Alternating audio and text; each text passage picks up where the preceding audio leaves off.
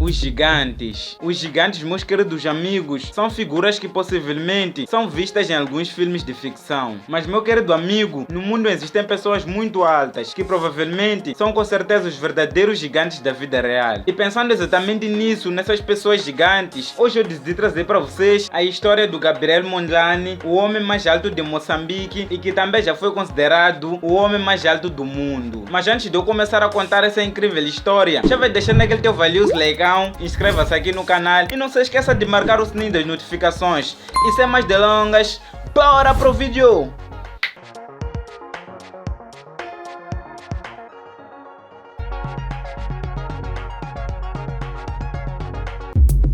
O gigante de Manjakazi.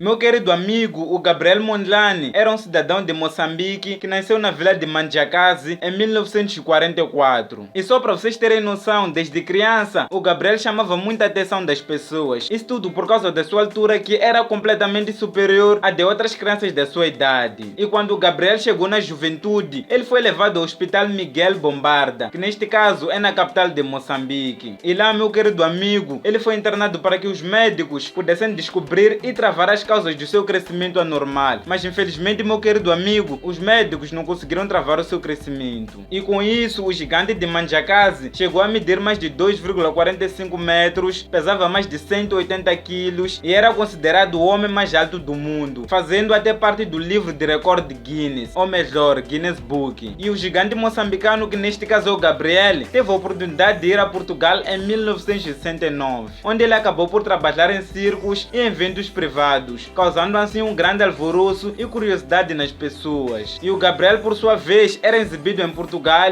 como uma coisa rara e muito insólita, tendo até viajado por todo o mundo. E ele regressou a Moçambique após a independência da antiga colônia. Ele casou-se e teve 3 filhos, vivendo apenas do pouco dinheiro que ele ganhava com as exibições num pequeno restaurante em Moçambique. E em 1979, o Gabriel voltou pela segunda vez em Portugal, mas as coisas para Gabriel não lhe corriam tão bem assim, e o infortúnio perseguia-o. E no Coliseu de Lisboa, ele teve uma queda ao tentar subir as escadas, o que, meu querido amigo, lhe provocou danos graves numa perna e necessidade de um implante que foi fazer na África do Sul. E no ano de 1989, ele regressou pela última vez a Lisboa, onde voltou a atuar nos palcos. Mas em 1990, uma nova queda no quintal da sua casa em Manjakazi, que neste caso é na sua terra natal, foi-lhe muito fatal, fazendo com que ele tivesse um grave traumatismo craniano e infelizmente ele não conseguiu recuperar da queda. E ele veio a falecer no hospital de Maputo, no mesmo ano, que neste caso é em 1990, com apenas 45 anos de idade. E assim o Gabriel ficou na história como o gigante de Moçambique. Mas o mais curioso e estranho de tudo isso é que você não deixou o valioso lecão. Então deixa o valioso lecão e comenta o que você achou do vídeo. E feliz e um próspero ano novo. E boas entradas para quem estiver a assistir esse vídeo.